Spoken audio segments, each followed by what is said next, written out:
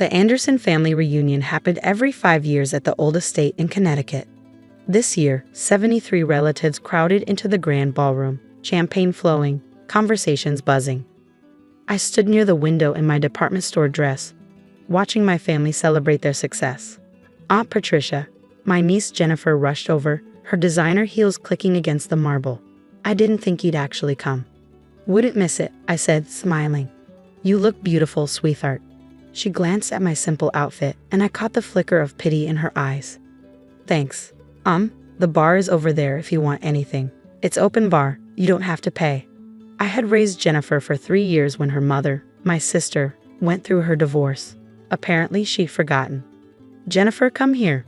My son-in-law Bradley's voice boomed across the room. I want you to meet some people who actually matter. Jennifer flushed and hurried away. Bradley Thompson had married my daughter Rachel 7 years ago. He was a real estate agent, successful by most standards, pulling in about $200,000 a year. Enough to make him confident, enough to make him cruel. Everyone, gather around. Bradley stood on the small stage where the band had been setting up. I want to make a toast. The room quieted. 73 faces turned toward him. To the Anderson family, he began, raising his glass. To success, to prosperity, to making something of ourselves. Cheers erupted. Now, I know we're all supposed to be nice at these things. But I believe in honesty, so I'm going to be honest.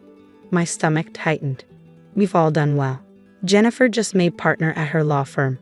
Marcus over there just sold his company for $8 million. Rachel, my beautiful wife, just became the youngest VP at Sterling Financial. He paused, his eyes scanning the room until they landed on me.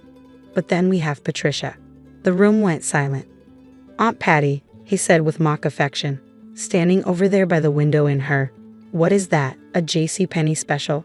At 70 years old, still working as a secretary.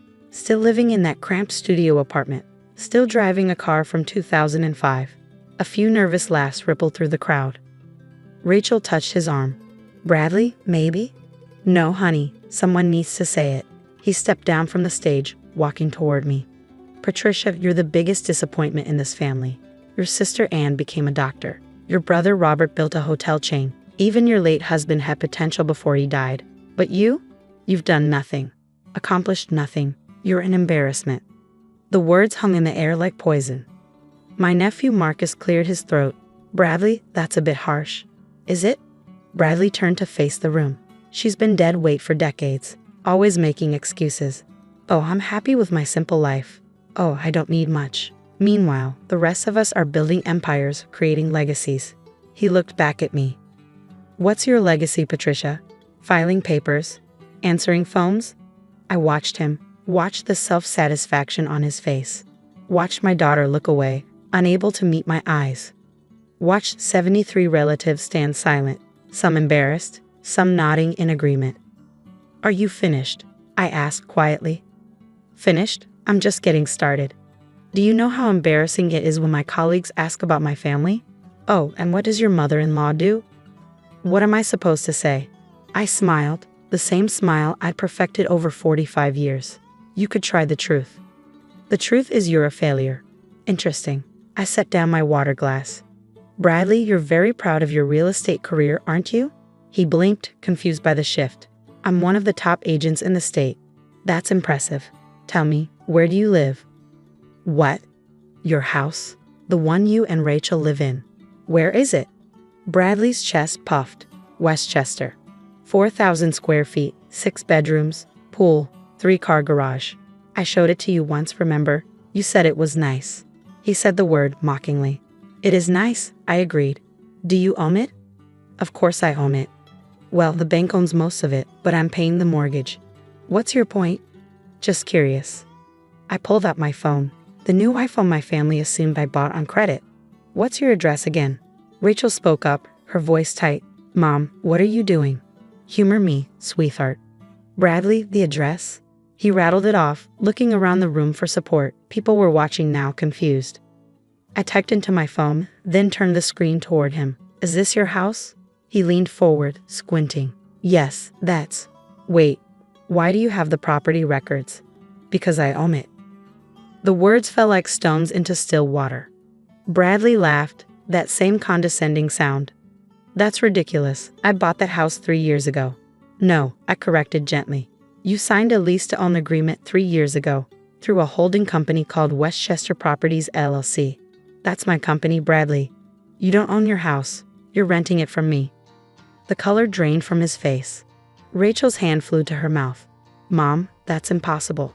Jennifer, I called to my niece. You're a lawyer? Come look at this. Jennifer approached hesitantly. I handed her my phone, showing the property deed and the lease agreement with Bradley's signature. Her face went white. Oh my God. Aunt Patricia, this is real. What about Marcus? I continued. Congratulations on selling your company. Did you mention who bought it? My nephew Marcus looked like he might be sick.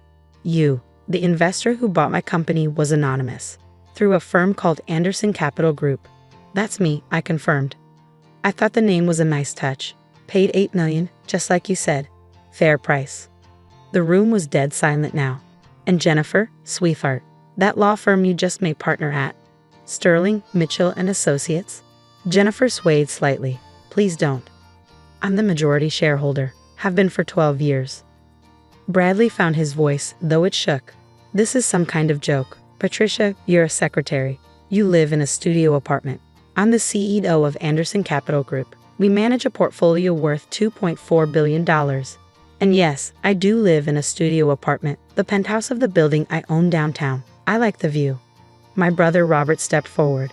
Patty, is this true? Every word. Robert, remember when your hotel chain almost went bankrupt in 2008? Who do you think gave you that anonymous loan that saved you? His hand gripped the back of a chair. The loan that kept us afloat, that was you. Someone had to help my little brother. I looked around the room at faces frozen in shock. Anne, your medical research grant? Me. Marcus, your startup capital 5 years ago? Me. Jennifer, your law school tuition when your mother couldn't afford it? Also me. Anne pressed her hand to her chest. The grant application said it was from the Davidson Foundation. Davidson was my mother's maiden name. I named the foundation after her.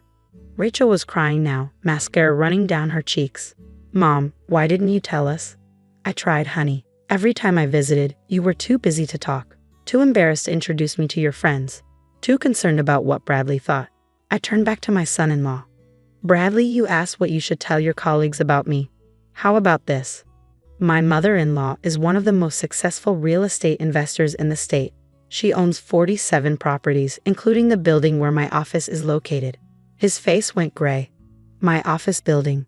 Thompson Realty rents Suite 304 from me. Has for 6 years. You're actually 3 months behind on rent, by the way. My property manager has been very patient. I can't. He looked around wildly. This is insane. You're making this up. I tapped my phone again. Siri, call David.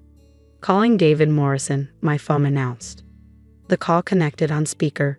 Patricia, how's the reunion? Eventful, David. I'm sorry to bother you on a Saturday, but could you confirm something for me? Of course. Could you tell everyone here what company you work for? I'm the CFO of Anderson Capital Group. Have been for 15 years. Why? Bradley sank into a nearby chair. And could you confirm the current value of our real estate portfolio? As of yesterday's close, we're at $2.4 billion in property holdings across 7 states. Patricia, is everything all right? Everything's fine, David. Thank you. Enjoy your weekend. I ended the call. The silence stretched so long I could hear the catering staff moving in the kitchen. Finally, my sister Anne spoke. Patty, all these years, why let us think you were struggling? I never said I was struggling. You all assumed. You saw a woman in simple clothes, driving an older car, living quietly, and you wrote your own story about who I was. I looked at each of them. I wore the same dress to events because it's comfortable, not because I couldn't afford others. I drove an older car because it runs perfectly fine. I lived in a studio because I don't need space. I need security and a view. But we could have helped you, Rachel sobbed. With what, sweetheart? I didn't need help. I needed my family to see me, to respect me, to include me without judgment. I turned to Bradley. Instead, I got this. Public humiliation at a family gathering. Bradley's hands were shaking. I didn't know. I swear I didn't know. Would it have mattered if you did? Or would you have just been nicer to my face while still believing I was somehow less than you? He had no answer. Here's what's going to happen, I continued. Bradley, your lease-to-own agreement has a clause about character and conduct. Making a public spectacle like this violates it. You have 60 days to find a new place to live. Mom, no, Rachel cried. Please, we have children. I know, my grandchildren, which is why I'm not evicting immediately. 60 days is more than generous. I looked at my daughter. Rachel, you're welcome to stay. The house is yours if you want it. But Bradley needs to go. You can't do this, Bradley said weakly. I already have. My lawyer will send the papers Monday morning. I picked up my purse. Marcus, your business is doing well. Keep it up. Jennifer, congratulations on making partner. You earned it. Anne, your research is changing lives. Robert, your hotels are beautiful. I walked toward the door, then paused. I came to this reunion hoping things might be different, hoping that maybe, after 5 years, someone might actually want to know me instead of judge me. But Bradley is right about one thing. I am different from the rest of you. How? Robert asked quietly. I built my success without needing to make others feel small. I accumulated wealth without losing my humanity, and I helped my family without expecting gratitude or recognition. I smiled sadly. The biggest disappointment in this family isn't me, it's that you all thought I was. I left the grand ballroom, left the 73 shocked faces, left the family that had never really seen me. My phone buzzed as I reached my car. The 2005 Mercedes I'd kept because it was the last gift my husband gave me before he died. A text from Rachel. Mom, please, we need to talk. I replied, I'm ready when you are, sweetheart. I always have been. As I drove away from the estate, the one I had actually purchased 12 years ago and allowed the family association to use for reunions, I thought about Bradley's words. The biggest disappointment in this family. He was right. I was disappointed. But not in myself. I was disappointed that it took humiliation to make them see me. Disappointed that wealth mattered more than character. Disappointed that I'd spent 45 years being underestimated by people who were supposed to love me. But I wasn't disappointed in my choices. I'd built something real. Something lasting. Something that didn't require putting others down to feel tall. And if that made me a disappointment to them, then I'd wear that title proudly. Because some disappointments are actually victories in disguise.